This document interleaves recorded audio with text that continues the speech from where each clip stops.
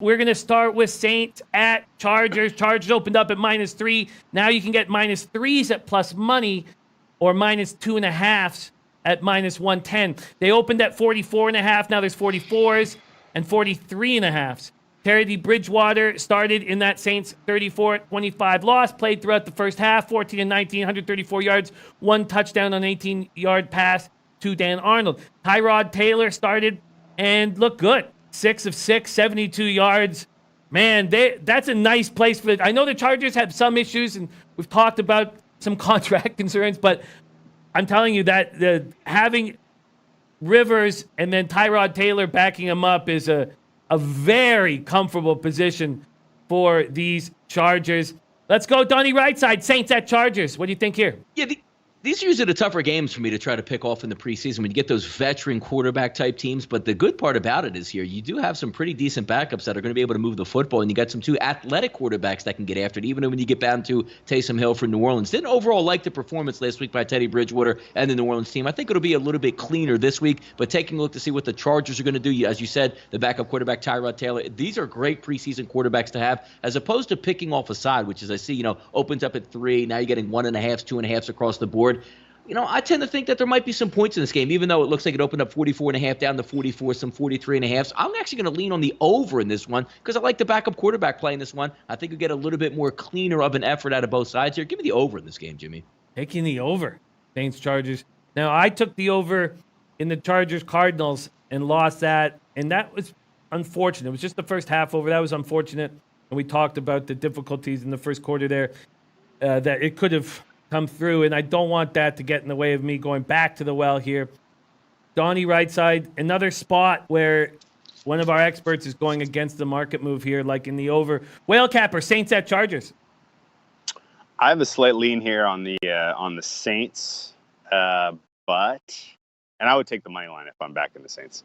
But I think it's not enough to really say this is an actionable angle. I will instead use my time to kind of cry into my happy hour beer here over the loss of Derwin James for like the first 8 weeks of the season. Really, really stinks. He is such a good young player, like on track to be one of the stars in the league. And if you haven't already heard, he has a Jones fracture in one of his feet, and he's probably going to miss like week 1 through 8. Now, if you look at, there's a tendency to try to overreact to that and say, oh man, this screws the Chargers. Now they're not contenders with the Chiefs, blah, blah, blah. Well, I'm still pretty hopeful that he'll be back by week 9. Week 9, they play the Packers, which is pretty important, obviously. If you're going up against Aaron Rodgers, top 5 quarterback in the league, you definitely want Derwin James out there. Week 11, they go up against Pat Mahomes for the first time and down in Mexico City. So as long as he's kind of back by midseason, I'm still feeling pretty bullish about the Chargers' chances to take the AFC West and to be a contenders this year in the AFC. But boy, does it stink that we're not going to get to see him out there first half of the season, because he's a really special talent. And the players that matter on defense, people tend to kind of focus on sacks and focus on pass rush. But if you can cover well, if you have the ability to kind of be a dynamic, cover player and also have the tackling skills that a player like Derwin James does, then you can be an impact maker in today's NFL. So it's tough that we've lost him for a couple of weeks here, but still somewhat bullish on the Chargers overall. Yeah, I pumped the brakes, and it's our Joe Yurkovich here in the chat who really got in my head last year with the amount of futures bets I made, and I ended up down 1.8 units on all of them. So I couldn't be like, look at the success it was, Joe.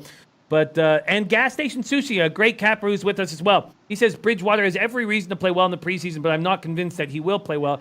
Gas Station Sushi was another guy who was saying, don't put too much into it now, wait. And so I've not made a move other than that first 2 bets I made. I pumped the brakes. So I have not jumped in on the Chargers at this point, and it was very interesting to hear your take on the Derwin situation. So Tom Reno says Chargers defense always has injuries, and yeah, they do, but still hurts. Still hurts. Donnie, right side, like in the over in this spot. Whale Capper with a lean towards the Saints.